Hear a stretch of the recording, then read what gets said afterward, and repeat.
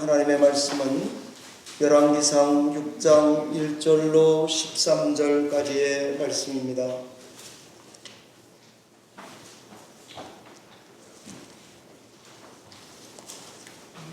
구약성경 519페이지쯤에 있는 열왕기상 6장 1절로 13절의 말씀을 한 절씩 교독하여 읽겠습니다.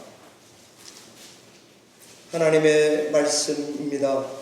이스라엘 자손이 애굽 땅에서 나온 지 480년이요 솔로몬이 이스라엘 왕이 된 지 4년 15월 곧 둘째 달에 솔로몬이 여호와를 위하여 성전 건축하기를 시작하였더라.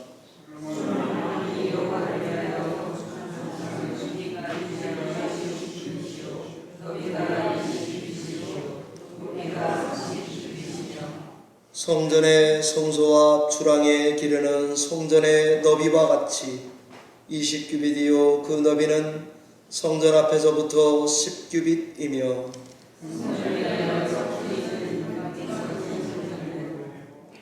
또 성전의 벽 곧 성소와 지성소의 벽에 연접하여 돌아가며 다락들을 건축하되 다락마다 돌아가며 골방들을 만들었으니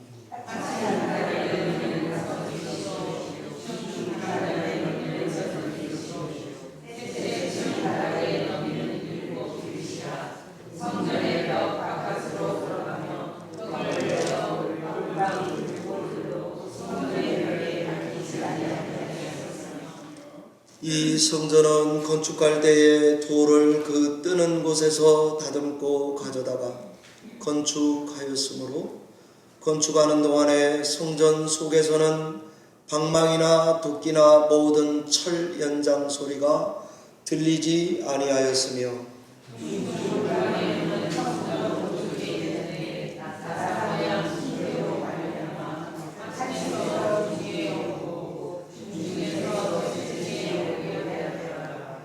성전의 건축을 마치니라. 그 성전은 백향목 석가래와 널판으로 덮었고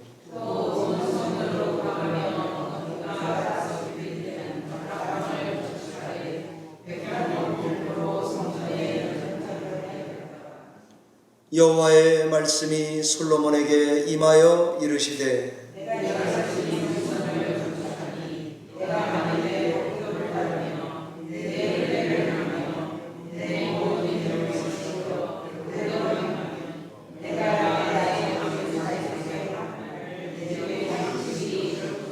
있습니다.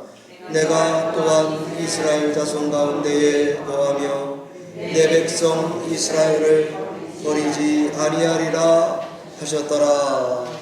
아멘.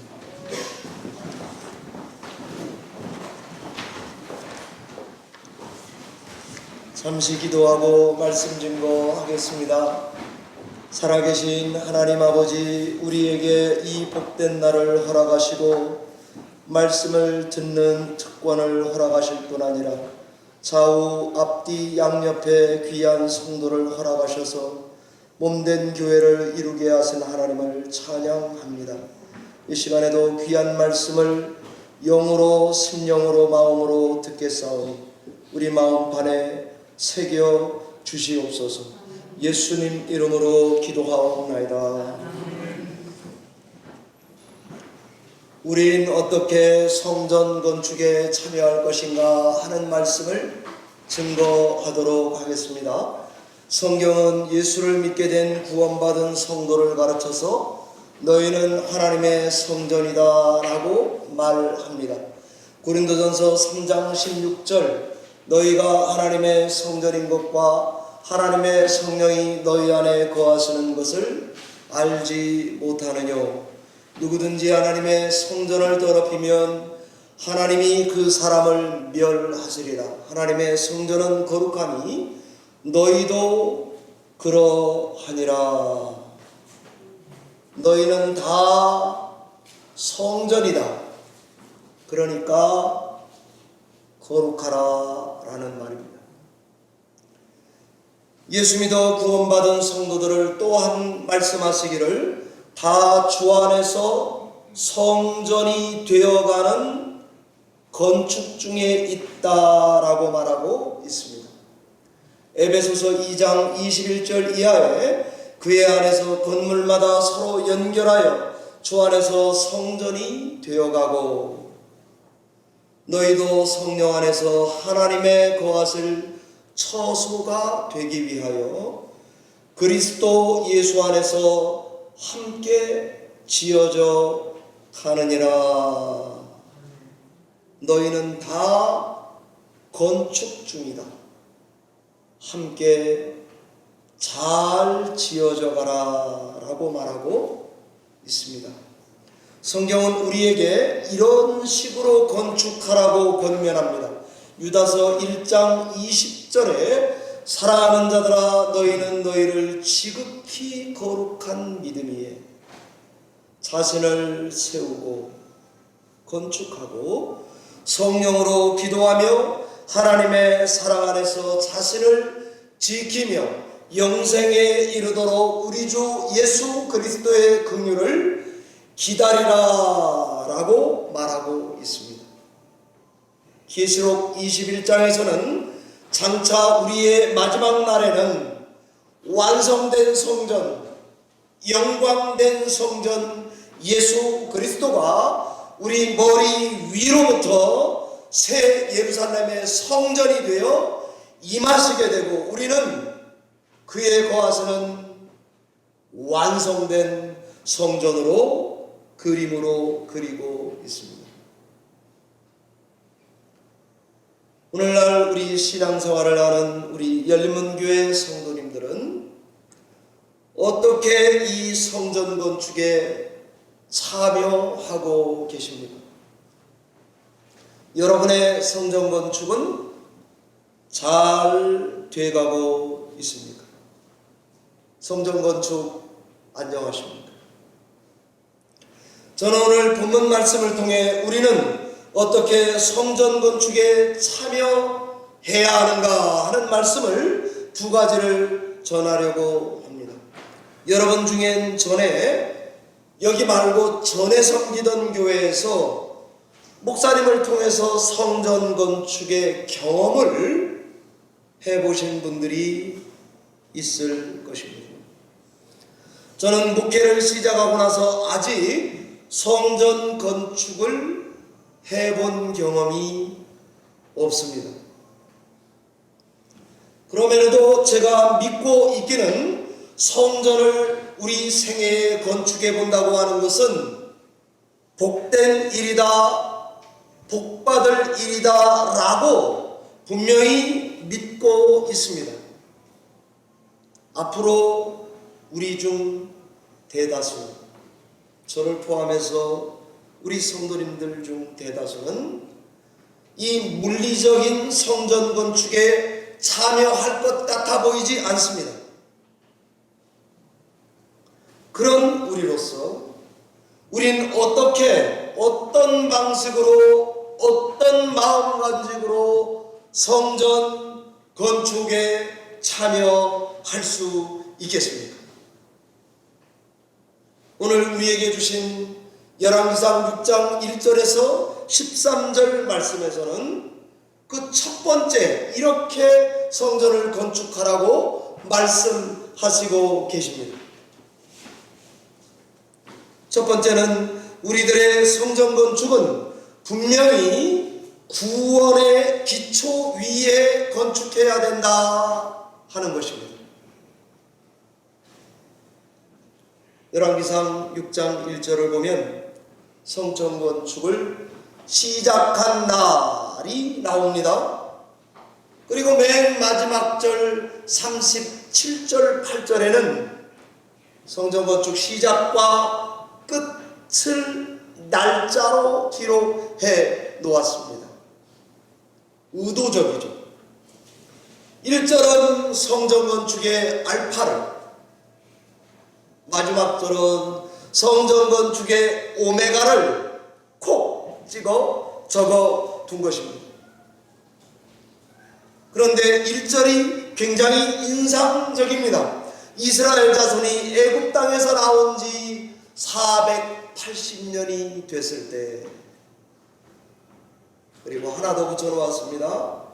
다윗의 아들 솔로몬이 왕이 된 지 4년 15월, 역대하의 말씀에 보면 2일입니다.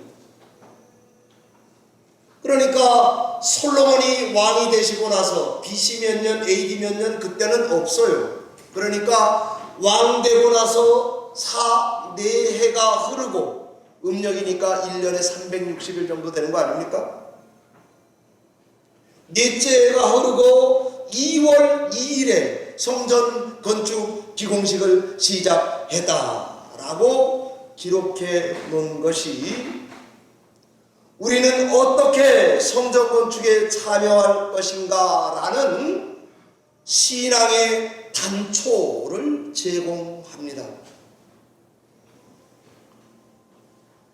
왜 이 구절이 성전 건축과 우리 신앙생활에 그렇게 중요할까 라는 말씀을 드리는 것입니다.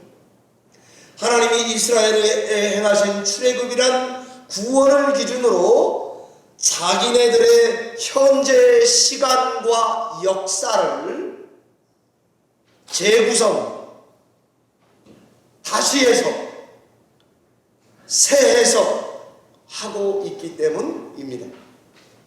성전 건축은 1절에 의하면 여호와를 위한 일이라 라고 적었습니다.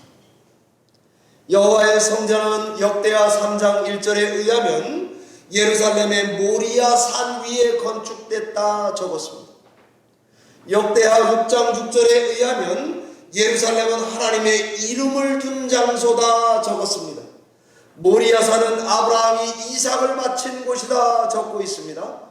역대하 3장 1절은 하나님이 다윗에게 나타나 그의 기도에 응답한 장소다 적고 있습니다. 성전 건축하는 여기 이 장소는 하나님의 임재와 응답이 깃든 상징적인, 동시에 물리적인 장소다 성경이 강조하는 것이죠. 바로 그런 곳에서 성전 기공을 하고 있을 때에 출애굽 480년, 여러분 성경을 좀 읽으셨다면 출애굽 후에 광야는 40년 뺑뺑이를 돌았습니다.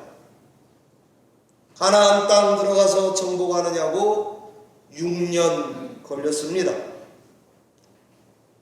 왕 없이 사사들 재판관 시대가 450년 동안이었습니다. 마지막 사사는 사무엘이고, 사사 정에서 왕정으로 넘어오는 사울 왕 요 기간이 450년 안에 살짝 겹칩니다. 다윗은 40년 통치했습니다. 솔로몬도 40년 통치한 것으로 돼 있는데 그의 통치 20년을 건물 짓는 데 썼습니다. 그리고 즉위하고 4년이 되었을 때라고 콕 찍어서 적었습니다. 왜 480년입니까? 성경은 한 세대를 40년으로 보기 때문에 40 곱하기 12, 그러면 한 480년 될 것입니다. 대충 겹치는 것 빼고 제가 성경을 찾아서 계산을 해보니까 480년으로 해석하는 게 조금 이해가 되었습니다. 제가 이것에 대해서 찬반을 말해놓지 않겠습니다. 솔로몬 통치 4년 2월 2일도 중요합니다.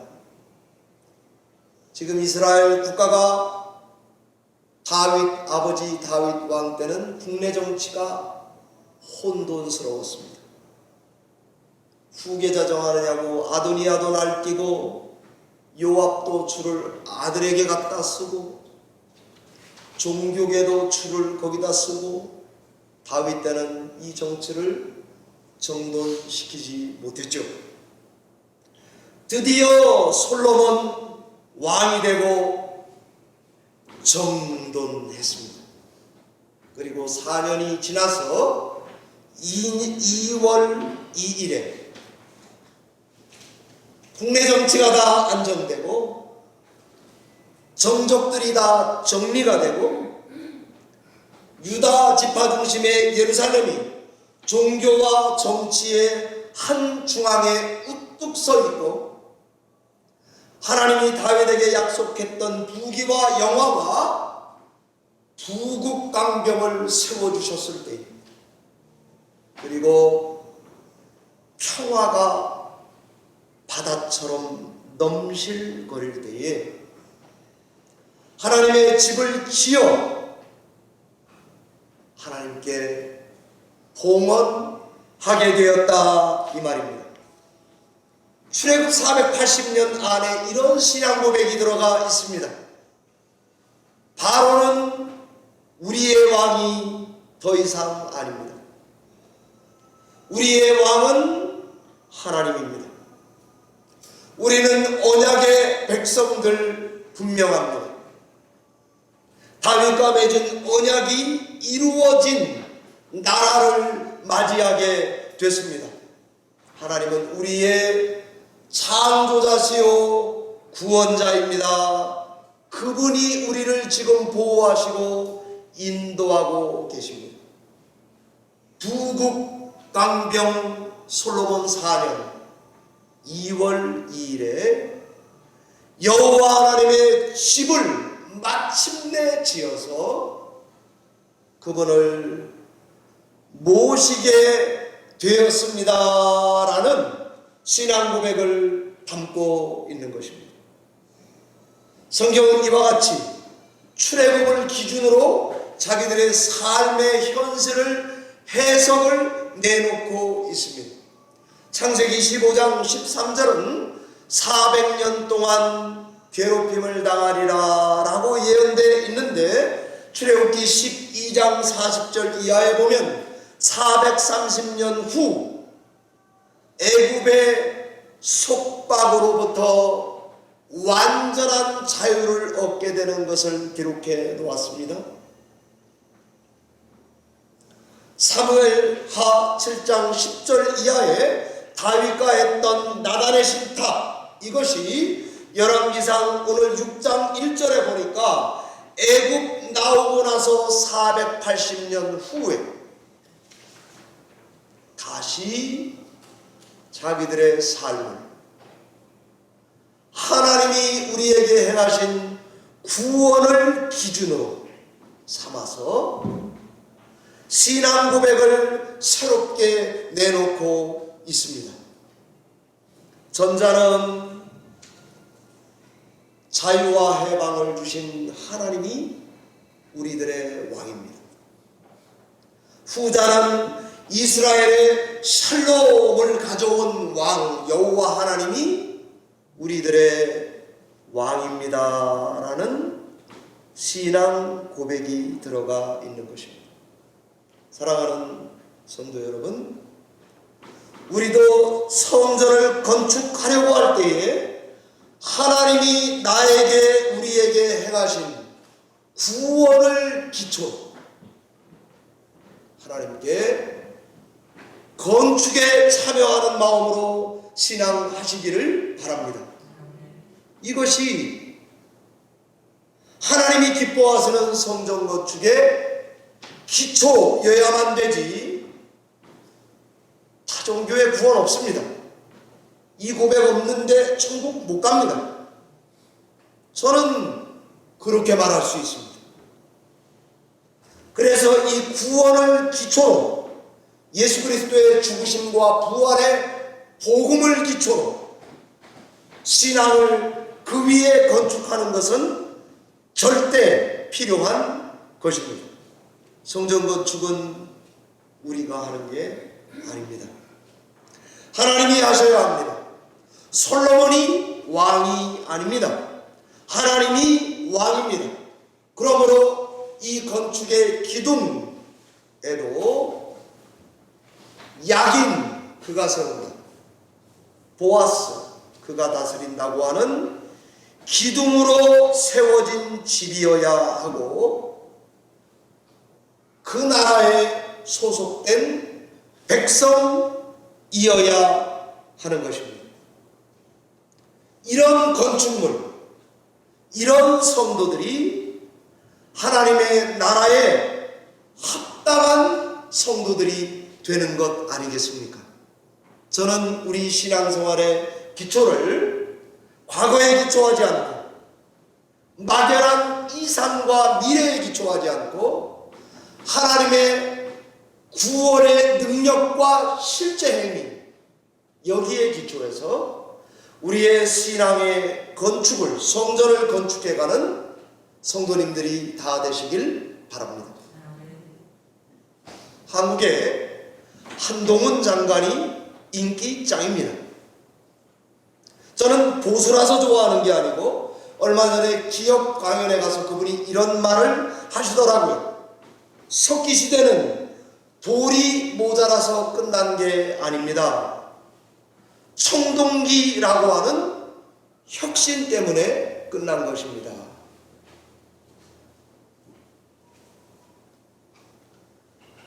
신앙생활을 늘 새롭게 하면서 성경과 하나님의 말씀이 주는 영감으로 새로운 신앙의 고백을 내놓지 않으면 혁신 없습니다. 하나님께 성전 건축은 이런 마음을 가지고 하나님의 말씀을 시대 정신에 담아서 해가셔야 할 것입니다.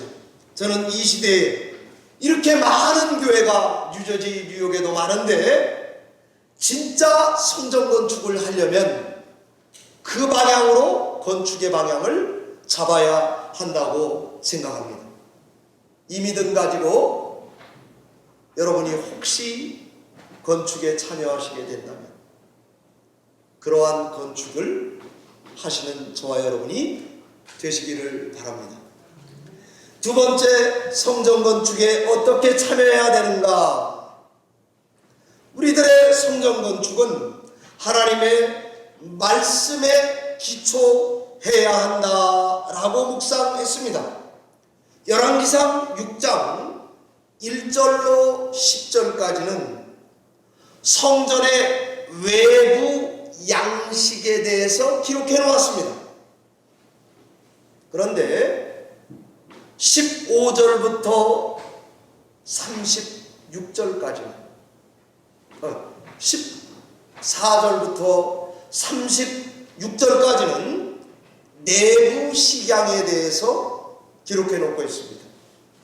그러니까 성전 건축에 대해서 열왕기상 6장에 가득 담아 놓았는데 앞에 부분은 성전의 엑스테리어 바깥을, 뒷부분은 성전의 인테리어 내부를 기록해 놓았습니다. 제가 왜 이렇게 강조하면서 두 개를 지금 나눠 놓을까요?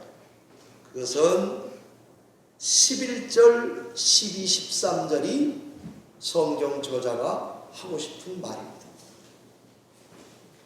성전의 외양, 성전의 내양, 그 중간에 아주 의도적으로 정교하게 끼워 넣은 말, 그것이 성경 저자가 하고 싶은 말입니다. 읽어드리겠습니다. 여호와의 말씀이 솔로몬에게 임하여 이르되 내가 지금 이 성전을 건축하니 11절 내가 만일 내 법을 따르면 내 율례를 행하며 내 모든 계명을 지켜 그대로 행하면 내가 내 아버지 다윗에게 한 말을 내게 확실히 이룰 것이요 내가 또한 이스라엘 자손 가운데 거하며 내 백성 이스라엘을 버리지 아니하리라. 아멘. 성전의 외부와 내부 식양을 적은 말씀 중간에 마치 붕어빵의 단팥처럼 햄버거 버거킹 가운데에 들어가는 패티 고기처럼 꼭 필요한 말씀을 박아놓았습니다. 로마서 8장을 반지의 다이아몬드라고 말하듯이 오늘 열왕기상 6장에서는 이 말을 성전 건축의 기초로 주고 싶은 것입니다. 성전 건축, 하나님의 말씀에 순종하는 것과 너의 성실을 보이는 것으로 건축해라 라는 말입니다. 성전 건축은 단지 건물을 짓는 게 아닙니다. 이 독특한 건축물에는 반드시 담아야 하는, 담겨져야 하는 게 있는데 그것이 바로 하나님의 거룩입니다. 거룩은 어떻게 나타냅니까? 사랑과 진리로 나타나야 합니다. 열왕기상 6장 12절 가이드라인이 들어가 있습니다. 법도를 따라라. 율례를 행하라. 계명을 지켜라. 적힌 대로 행하라. 영어로 바꿔보겠습니다. Follow, carry out, keep, obey. 그러면 내가 I will fulfill, 이루어줄게. 그러면 I will live among, 그 가운데 내가 살게. 그러면 I will not abandon my people, 내 백성을 절대로 버리지 않을게. 하나님께 말씀의 순종으로 성실로 반응하는 백성이 된다면 세 가지, 그러면 삼양라면이에요. 세 가지 그러면 성취시켜줄게. 그 가운데 내가 있을게. 절대로 버리지 않을게. 하나님의 약속이 다이아몬드처럼 박혀 있습니다. 그 말은 성전 건축은 하나님의 말씀에 대한 순종과 충성으로 감당하는 것이어야 한다, 이 말입니다. 오늘날 우리는 성전 건축에 어떻게 참여할 수 있단 말입니까? 하나님의 말씀대로 살아라. 어렵지 않습니다. 적힌 대로 해봐라. 어렵지 않습니다. 사랑하는 유저지 열린문교회 성도 여러분, 그렇다면 성전 건축 신앙생활이 쉽습니까? 답을 드리자면 네, 어려운 일이 아닙니다. 동시에 간단치 않습니다. 왜 그럴까? 이 하나님의 약속의 말씀에 순종하고 신실함을 지키는 것은 내 노력으로만 되는 것이 아니고 하나님의 도우심을 얻어 자비와 긍휼이 절대로 필요한 일이기 때문입니다. 그래서 그런 것입니다. 네가 지금 순종해라. 네가 지금 신실해라. 네가 지금 하나님을 왕으로 삼아라. 그럴 때에 성전 건축이 되는 것 아니겠습니까? 그런데 이게 참 쉽지 않습니까? 어떻게 날마다 행하고 어떻게 순전하게만 행할 수 있겠습니까? 피곤한 거 아닙니까? 귀찮은 거 아닙니까? 좀 하다가 넘어질 수도 있는 거 아닙니까? 성경은 우리에게 뭘 원하는 것입니까? 마음을 달라라고 말하고 있습니다. 제 아이가, 딸 아이가 대학을 졸업하고 첫 직장을 좋은 데를 얻었습니다. 부주 알렌 해밀턴이라고 하는 컨설팅 회사에 가게 되었습니다. 너무 기쁘더라고요. 이제 더 이상 그 밑으로 학비도 안 들어가고 기숙사비도 안 들어가고 용돈은 지가 알아서 할 수 있겠구나. 이제야 비로소 재정적으로 조금 난 여유를 되찾는 시간이 나에게도 오는구나. 그래서 저희 딸에게 왕년에 이 아빠가 하나님 앞에 충성했던 이야기를 하나 들려주고 싶었습니다. 신학교를 졸업하고 전도사를 첫 나갔을 때의 월급을 8만 원 받았습니다. 그래서 그때 장모님도 기도 많이 하시는 분이고 주변에 기도하는 분들이 저에게 그랬습니다. 허민수 전도사, 첫 월급은 하나님께 드려. 신혼생활 하기도 바쁜데 돈을 드리라고 그러니까 8만 원이지만 갈등이 있었습니다.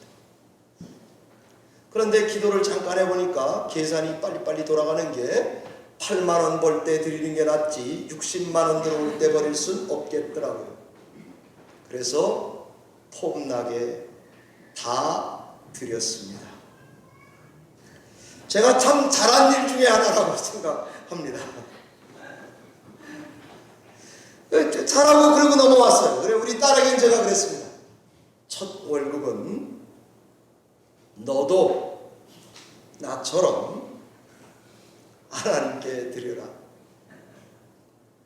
아니 이것이 아빠의 이 속 깊은 뜻을 알고는 순종해 주었습니다. 첫 월급을 다 하나님께 드렸다 그러더라고요.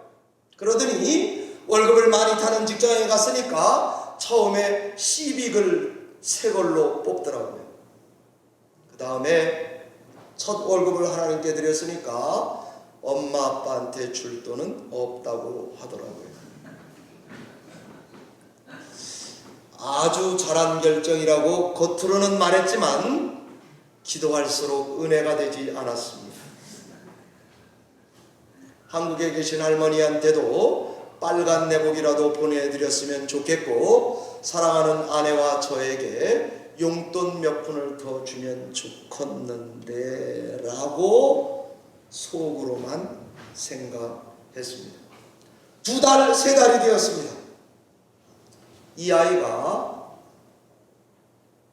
한꺼번에 첫 월급을 하나님께 드리고 나서 빚에 허덕이더라고요. 시빅을 샀으니까 먼틀리 돈이 나가고 연애를 하고 있었으니까 연애 비용이 나가고 교회를 다니니까 11조가 나가는 듯 합니다. 애가 힘들게 살더라고요. 그래서 저는 수년이 지나고 그때 내가 하나님께 아이에게 이것을 잘 권한 것일까 라고 생각을 하며 기도를 하는데 이런 생각이 저에게 들었습니다. 첫 월급 드리는 게 한국에는 맞고 미국엔 틀린 거였는데 했나 보구나 라는 생각입니다. 악한 원수마귀가 제 머리를 들락날락 하는 것 같았습니다. 새벽에 기분이 안 좋아서 하나님께 불평을 하고 기도를 하는데 이런 생각이 들었습니다. 허민수, 너 제정신이 아니구나. 네 성전은 거룩하지 않다. 하나님의 성전을 거룩하게 짓는다는 것은 생각보다 쉽지 않습니다. 그리고 많은 지혜가 필요하고 성령 충만함이 필요한 일입니다. 그럼에도 성전 건축에 헌신되었던 사람들의 은혜로운 간증도 차고 넘칩니다. 한국은 이미 건축 유행의 시대를 지나가 왔습니다. 영락교회를 설립하신 한경진 목사님 이야기를 들려드리겠습니다. 그분이 영락교회를 건축할 당시에 교인들의 수가 150명. 뉴저지 베다니 교회 장동찬 목사님이 포트리 메인 스트리트에 있는 그 작은 교회에서 시작하셨다는데 그때 교인들이 120명 정도. 지금 외인의 큰 건축을 하기에는 택도 없는 숫자 아닙니까? 교회 건축을 앞두고 성전 기공 예배를 드리게 되었을 때에 한경직 목사님이 그 당시 교인들에게 이렇게 말씀하셨다고 전설 따라 들려옵니다.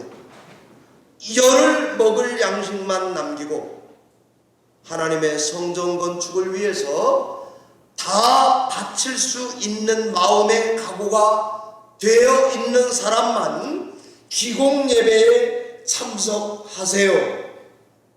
기공 예배를 드리는 날 150명의 교인들 중에 53명이 그렇게 하겠다고 작정했답니다. 열을 먹을 양식만 남기고 논답 동산 부동산 팔아서 지금의 영락교회를 지어낸 것입니다. 한경직 목사님의 그 수많은 장로님들이 아세아 연합신학대학 제가 나온 학교에 이사장도 지내고 이사들도 많습니다. 그분들이 예배 때마다 하셨던 말, 목사님이 나중에 10일 먹을 양식만 남기고 하나님께 바쳤던 53명을 보니까 나중에 그분들의 삶을 보니까 한국의 300대 재벌 안에 53명이 다 들어가 있었대요. 유명한 전설 따라 간증입니다.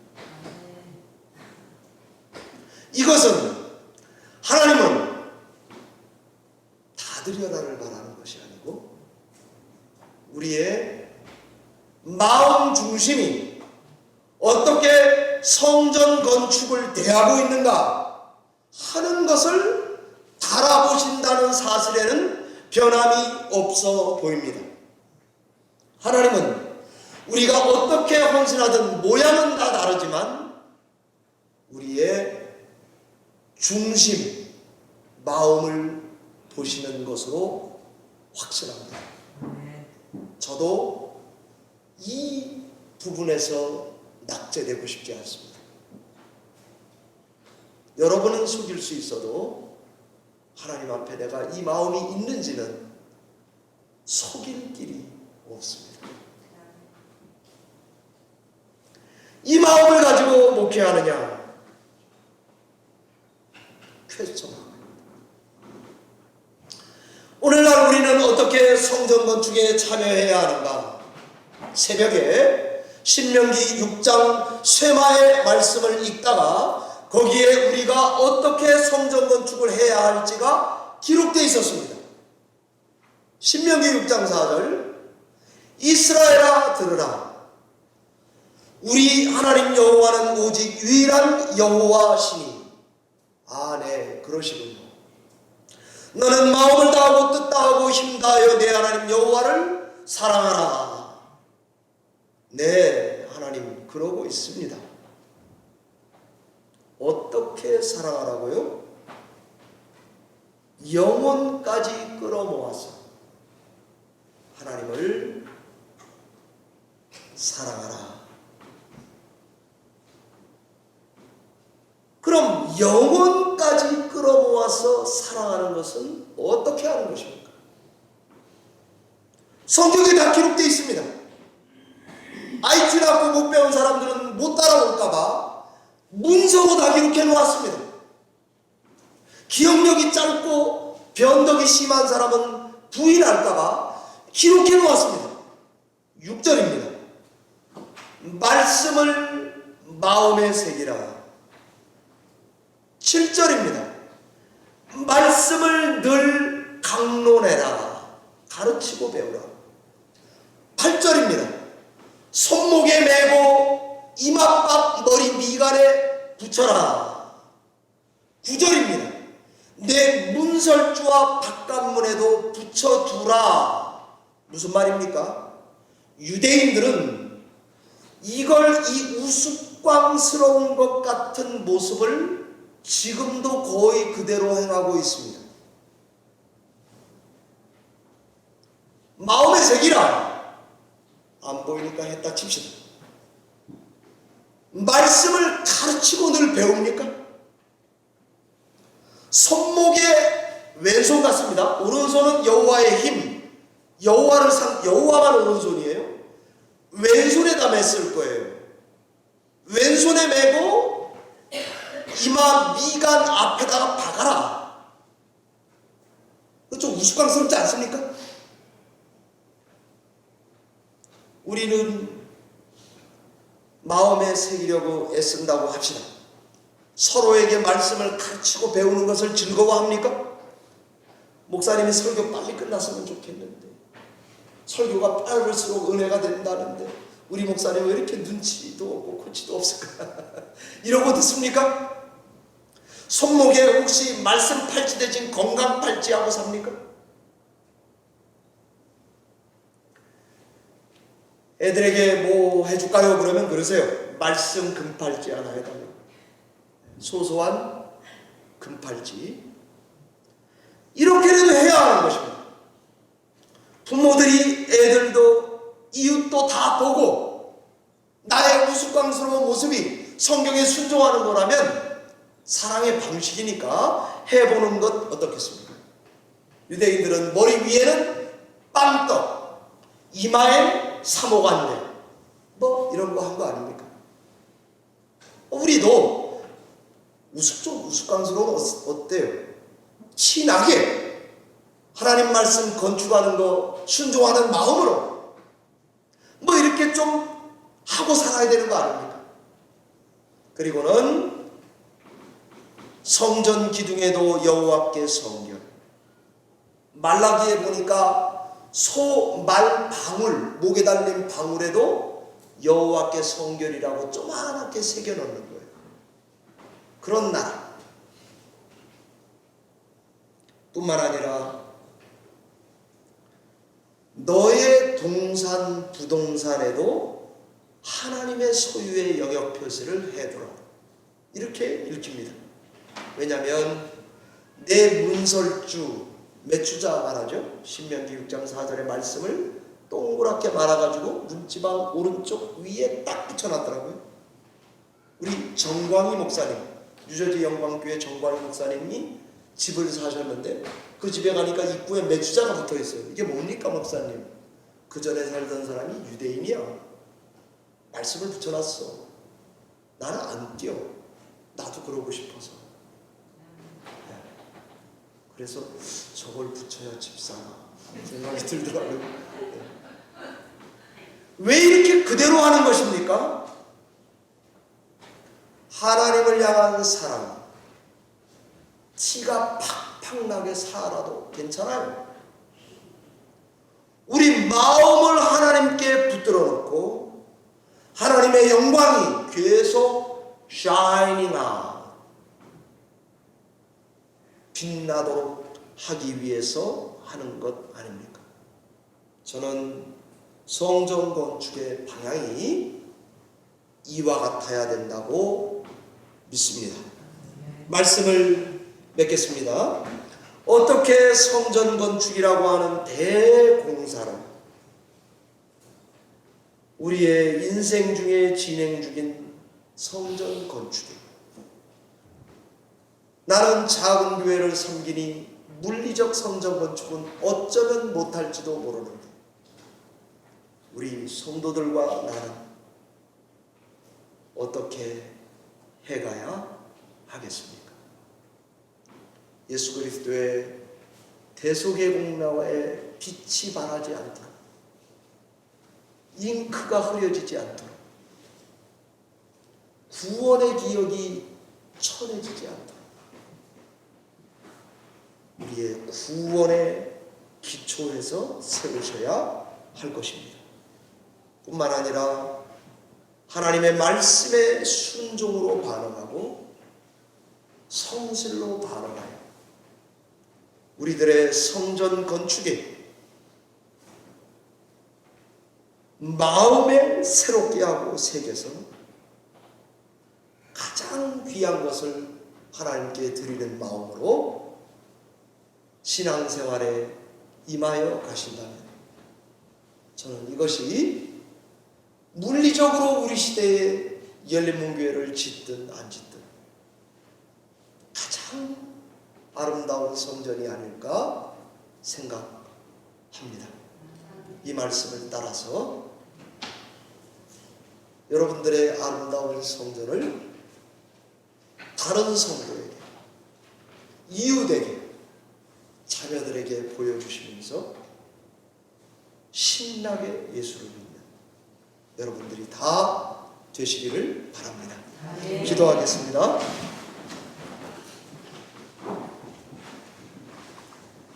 살아계신 하나님 아버지, 귀한 말씀 영감받아 주신 말씀으로 받아 교회 앞에 증거했습니다. 이 말씀이 단초가 되어서 우리도 성전 건축에 참여할 수 있는 복을 주시옵소서.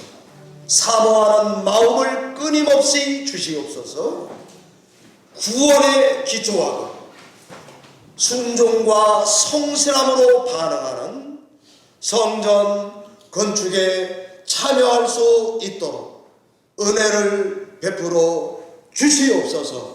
주께 의지하고 예수님 이름으로 감사하며 기도하옵나이다.